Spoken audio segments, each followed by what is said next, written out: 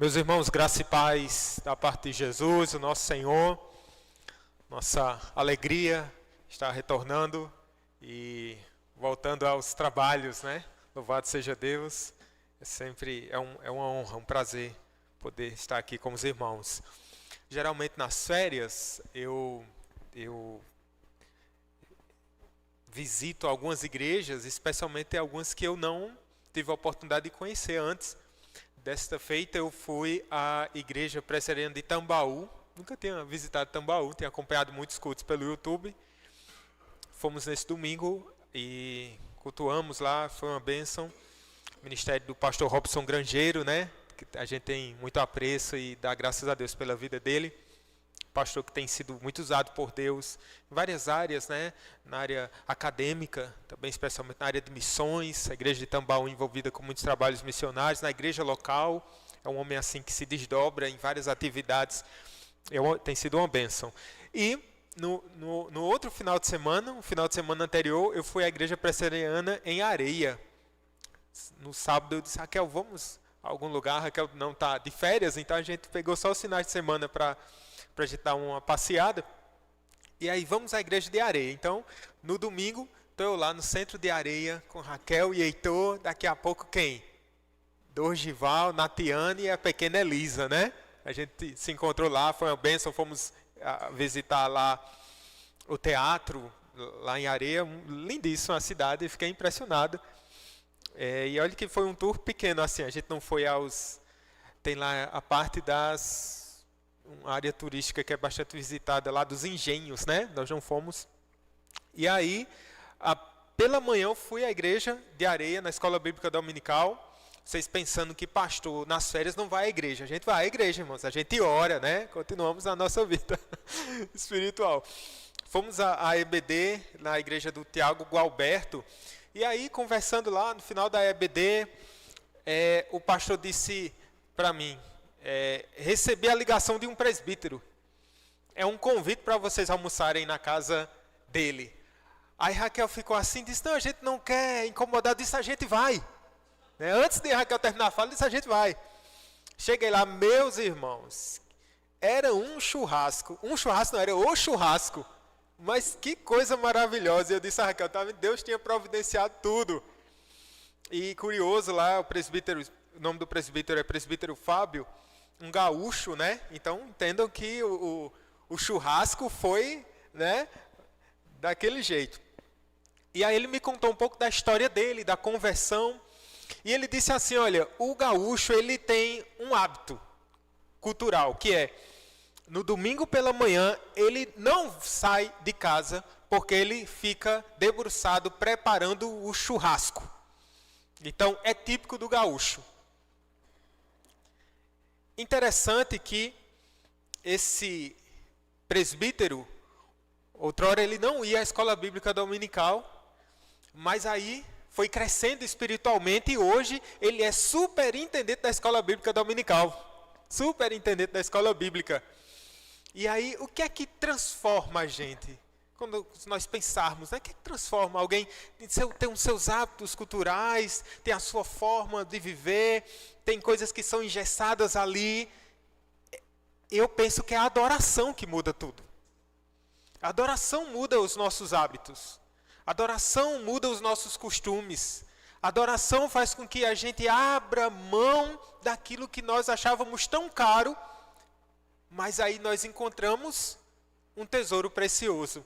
A adoração muda a vida da gente, irmãos, não é verdade? O Salmo 33 fala sobre isso. Eu queria que você abrisse sua Bíblia no Salmo 33. É um salmo amplo, a gente vai ver só a parte final desse salmo.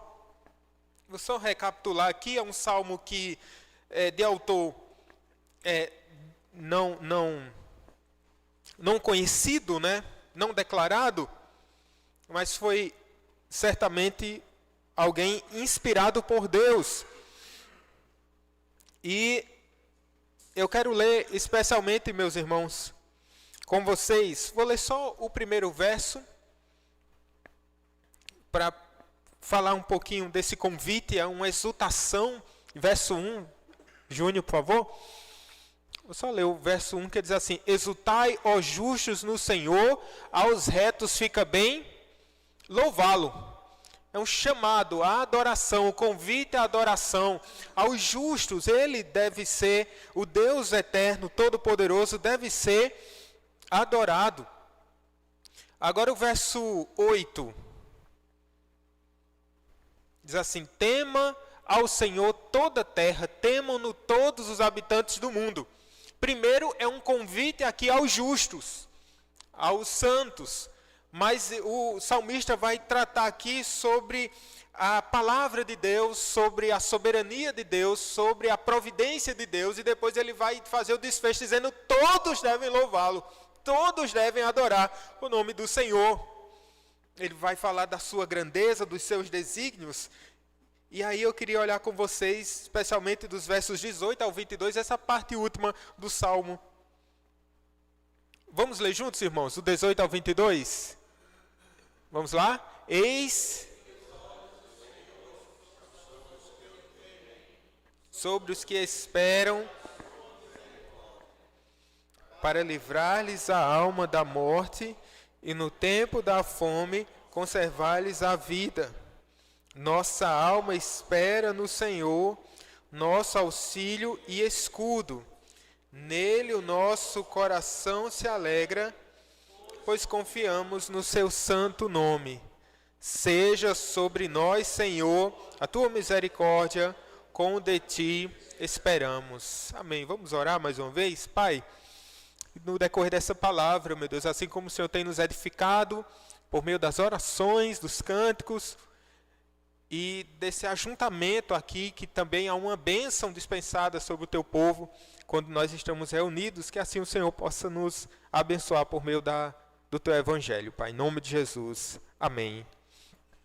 Aqui, meus irmãos, nós percebemos uma lição inicial nessa parte última desse salmo, que é: o cuidado do Senhor vem ao encontro do que esperam nele.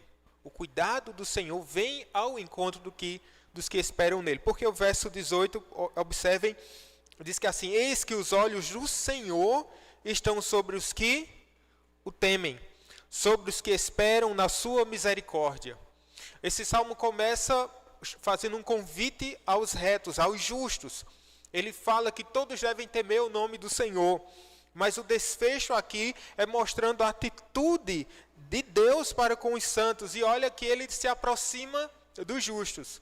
Os olhos do Senhor estão sobre os que o temem. Chamar a atenção de alguém hoje certamente sempre que foi, um dos grandes desejos daqueles que querem ter proeminência. Você precisa chamar a atenção. Na linguagem moderna, eu preciso de engajamento. E o que é engajamento? É quando você consegue capturar ou capturar de fato esses olhares. E aí você consegue uma proeminência, aí você consegue as suas curtidas, aí você consegue o seu engajamento, aí você consegue os seus seguidores. Penso que qualquer pirotecnia é capaz de chamar a atenção das pessoas. Você não precisa ser nem bom no que faz ou no que fala. Você às vezes só precisa sair um pouco da curva.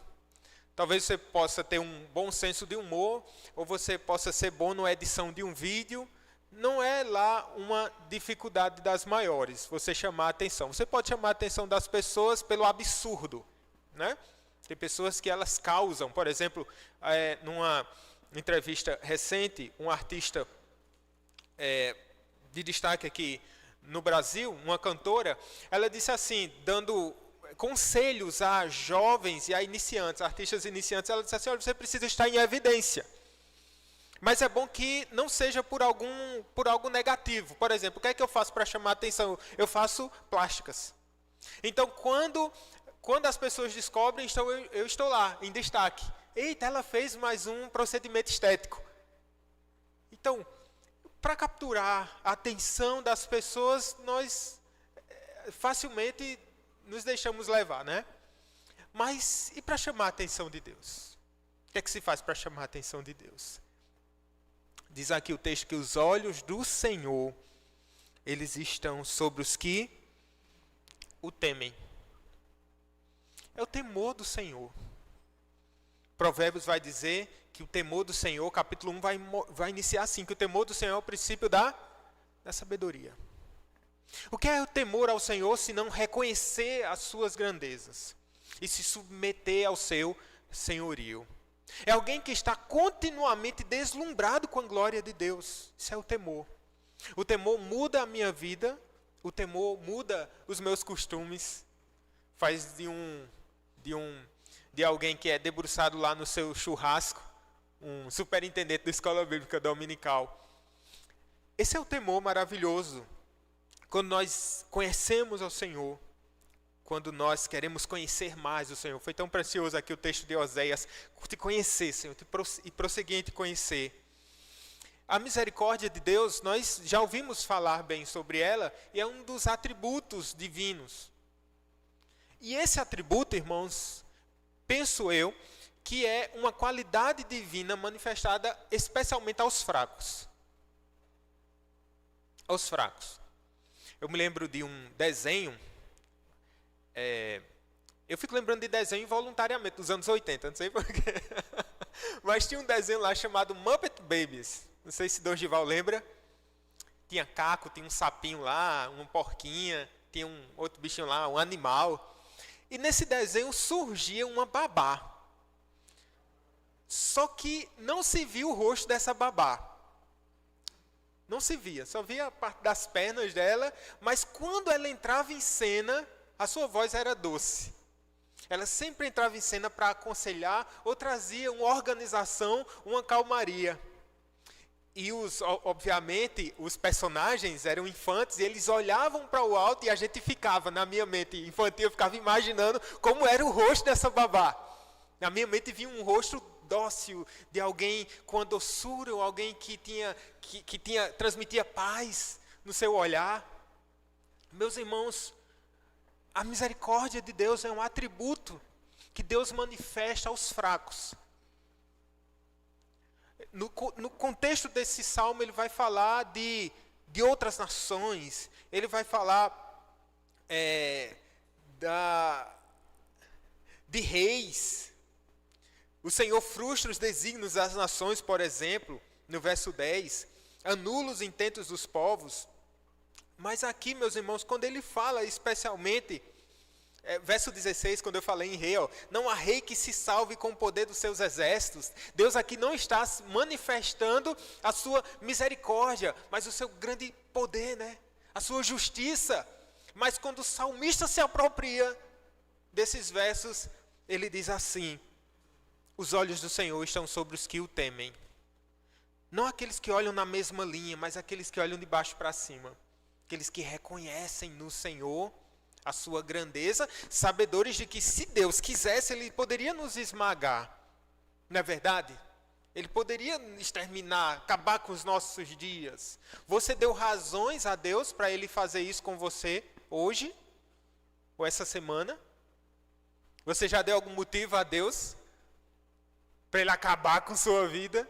Se não fosse a misericórdia do Senhor. Essa misericórdia que se renovou hoje, que se renovou ontem, se renovará amanhã e haverá de ser renovada todos os dias da nossa vida. Essa é a misericórdia preciosa do nosso Deus. Esse favor do Senhor, essa misericórdia, no verso 19, ele diz: para livrar-lhes a alma da morte e no tempo da fome conservar-lhes a vida. Num ambiente de calamidade. Ele fala aqui num ambiente de dificuldade. Veja, para livrar a alma da morte, certamente há um risco de morte, um risco iminente de morte. Ou para conservar-lhes a vida no tempo da escassez. Veja, irmãos, como é interessante, porque Deus conservou a sua vida hoje. Não é verdade? Deus tem conservado a nossa vida. Mas quais são os momentos mais marcantes da nossa história?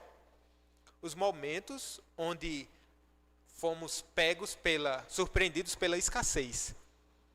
Veja, é a mesma coisa. Deus está nos sustentando. Mas nesses episódios da nossa vida, isso fica mais latente, fica mais marcante. O salmista poderia estar pensando em quê? Poderia estar pensando na peregrinação do povo pelo deserto. Quando havia aqui, não a abundância, mas em tantos momentos a escassez. Veja se a nossa vida também não é marcada, né? Por esses episódios onde Deus manifestou o seu cuidado, o seu favor, a sua bondade. João Calvino, comentando esse salmo, ele diz assim: toda a raça humana, sem dúvida, é sustentada pela providência divina. Não é verdade? Toda a raça humana é sustentada. Mas sabemos que seu cuidado pastoral especialmente se destina a nenhum outro senão aos seus próprios filhos, os quais têm a consciência de que suas necessidades são por ele realmente levadas em conta. É um cuidado especial, irmãos. É um cuidado especial. E aí vem a distinção da misericórdia de Deus. Essa distinção da misericórdia divina, por exemplo, da sua graça. A graça de Deus, ela é derramada, e eu vou pensar aqui numa graça comum. O sol nasce sobre justos e sobre injustos. O alimento vai para a mesa do crente e na mesa do descrente. E às vezes na mesa do descrente, Asaf ficou aperreado com isso, às vezes a mesa do descrente tinha mais iguarias do que a mesa do crente. Mas a misericórdia de Deus, irmãos,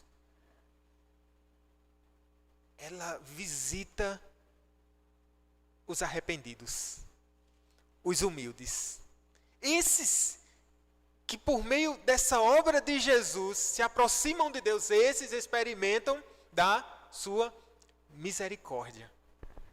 E se você pudesse pedir algo a Deus, eu lhe aconselharia, aqui o texto já estou puxando no final, ele vai ter uma oração. Lhe aconselharia a pedir mais pela misericórdia do que pela graça comum. É claro que nós precisamos de tantas coisas, né? Para a nossa subsistência. Mas tudo que o homem pedir, tudo que o homem ganhar, tudo que o homem conquistar é fruto da graça de Deus, mas ela só acompanha esse homem até a sepultura. O que vai lhe levar adiante a um relacionamento perene com Deus é o que? A sua misericórdia. Porque a misericórdia do Senhor é a causa de não sermos o que, irmãos? Consumidos. É a misericórdia essa é a causa de não sermos consumidos. Mas veja, nós temos aqui também outra lição que é a espera confiante em Deus, ela alegra a alma. O cuidado do Senhor vai ao encontro dos que esperam nele.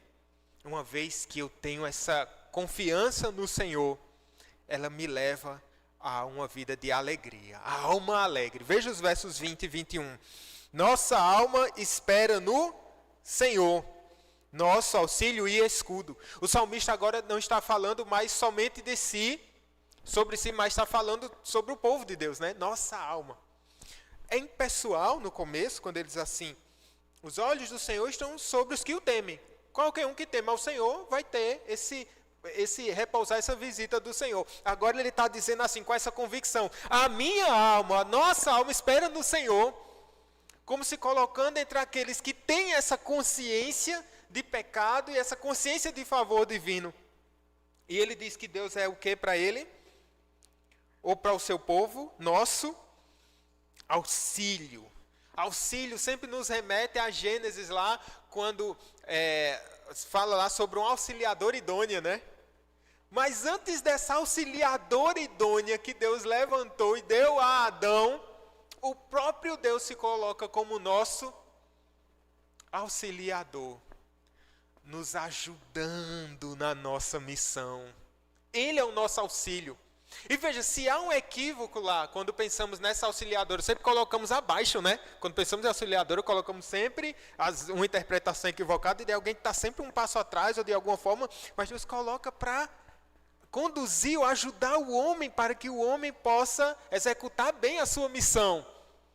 Aqui o salmista está dizendo, Deus, ele se coloca ao nosso lado para nos ajudar. Ou seja, esse é um Deus, irmãos, é um Deus pessoal.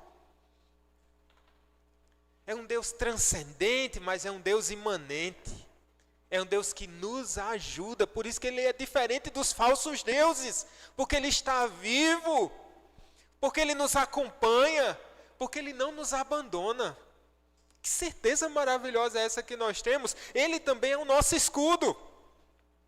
Vi um dos grandes estadistas, né, da atualidade, obviamente, o presidente dos Estados Unidos, e quando ele descia do seu carro, o seu carro era blindado, e a porta, meus irmãos, tinha mais de um palmo assim, de espessura. Né? Então ali, será que aquele homem está protegido? Se não for o Senhor, se não for o Senhor, você pode ter tórax de bronze. Você não subsiste. Na verdade, há um sopro. Eu pergunto aos irmãos. Eu lhe pergunto, quem é o seu escudo? Quem é? Tem pessoas que fazem do remédio o seu escudo. Por maior valia que tenha e que a gente dê graças a Deus. Faz da sua estabilidade financeira o seu escudo. Faz da sua família o seu escudo. Faz da sua inteligência o seu escudo. Irmãos, nosso escudo é o Senhor, Deus forte nas batalhas. Ele é o nosso escudo. O verso seguinte diz assim, nele, repare mesmo, nele, somente nele, o nosso coração se alegra, pois confiamos no seu santo nome. Eita, que santo nome é esse? Que santo nome é esse do Senhor? Nele o nosso coração está alegre. E essa é uma alegria perene. Veja que ela não é circunstancial, mas ultra circunstancial. Charles Spurgeon, ele diz assim, alegrarmos-nos no bem-estar é temporal e perigoso. Alegrarmos-nos em nós mesmos é tolice. Alegrarmos-nos no pecado é fatal. Mas alegrarmos-nos em Deus é celestial. Quem é? Qual o motivo da nossa alegria? Qual a razão da nossa alegria? E veja que essa alegria ela é paradoxal. Nesse mundo caído nunca teremos o 100% de benesse, né? Vai estar tudo bem. Basta você ligar o jornal, ou por mais que você esteja bem, mais um tio mora distante, talvez passando por alguma dificuldade. A gente está sempre sendo abalado, a nossa realidade estremecida. Estremecida sim, mas a nossa confiança, queridos irmãos, ela é inabalável. Está posta em Cristo Jesus, nosso escudo, a nossa alegria. Eu pergunto a você, tem uma canção antiga que diz assim, não é tão antiga assim não, mas é assim, Jesus é o motivo da nossa alegria. Mas a gente anda tão oscilante, não é, na nossa alegria. Porque quando colocamos a nossa alegria, nossa confiança em coisas, ela está sempre muito abalada e muito estremecida. Pergunto a você, Cristo tem sido a sua alegria? Para mim é um desafio diário, irmãos. Colocar Cristo, entronizar Cristo em primeiro lugar. E fazer dele a minha alegria. E me deleitar nele a todo momento, a todo instante. É um exercício do coração, da alma, né? Cristo, Senhor, que o Senhor seja a minha alegria. Essa pode ser a nossa sincera e humilde oração também. E finalmente aqui o povo de Deus deve suplicar continuamente por sua misericórdia. No verso 22, já falei um pouquinho sobre isso, mas brevemente. Diz o que? Vamos ler juntos? Seja sobre nós, Senhor, a tua misericórdia, como de ti esperamos. Veja, ele sabe aqui que os olhos do Senhor estão sobre aqueles que o temem. Os olhos do Senhor, o cuidado do Senhor. Ele faz disso a sua alegria, essa confiança estando em Deus, o nosso coração se alegra. Mas vejam, meus irmãos, quando eu falei à igreja que a nossa alegria pode ser abalada, aqui ou ali, a nossa confiança pode ser roubada, isso deve nos levar ao quê? Ao desespero? Não, à oração. Senhor, renova, Senhor, a tua misericórdia. Seja sobre nós, Senhor, a tua misericórdia. É certo que a misericórdia de Deus sempre será sobre nós e por nós.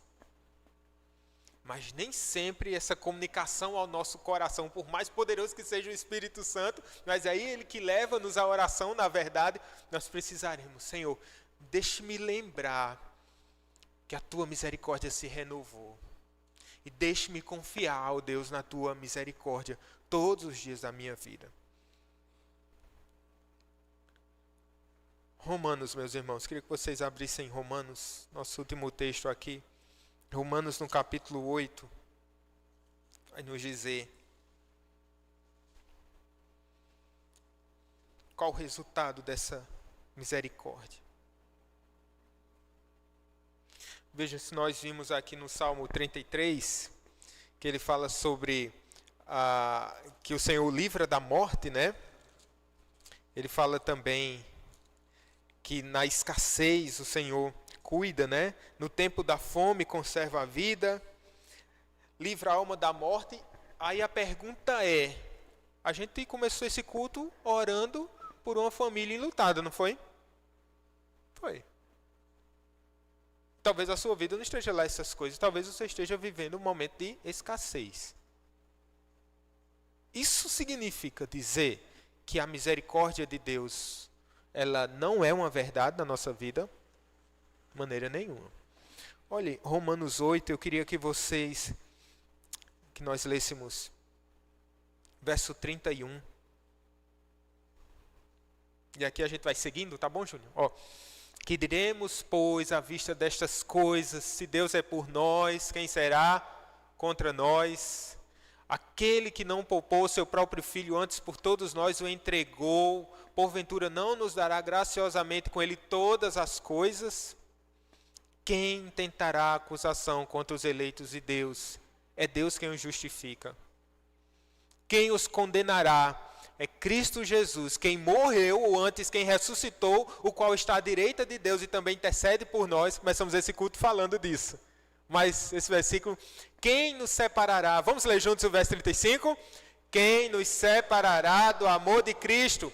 Será tribulação, ou angústia, ou perseguição, ou fome, ou nudez, ou perigo, ou espada. Verso 36, como está escrito, por amor de ti somos entregues à morte o dia todo, fomos considerados como ovelhas para o matadouro. Verso 37, em todas estas coisas, porém, somos mais que vencedores por meio daquele que nos amou. Glórias a Deus! Se a fome, se a escassez bater a nossa porta, isso não poderá nos destruir. Isso não anula a misericórdia de Deus. E quando a morte nos visitar, somos mais do que vencedores, triunfamos sobre a morte, por causa de Cristo Jesus. Eu termino com a frase de Nicolau Copérnico, um cientista famoso da nossa época. Ele diz assim, que quando morresse, ele queria que escrevesse na tumba o seguinte: não quero a graça dada a Paulo, não quero o favor feito a João, quero somente a misericórdia feita ao ladrão na cruz. Eu só quero isso. É suficiente. Isso lhe basta, meu irmão. Isso basta, isso é suficiente. Vamos orar?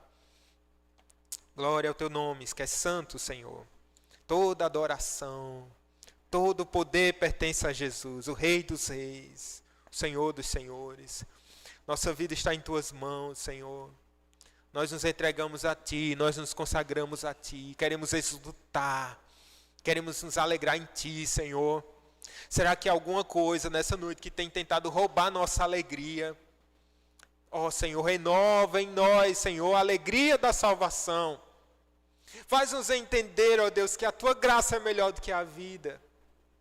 Nós queremos te louvar, Senhor, porque em meio a todas as tribulações possíveis, o Senhor reina.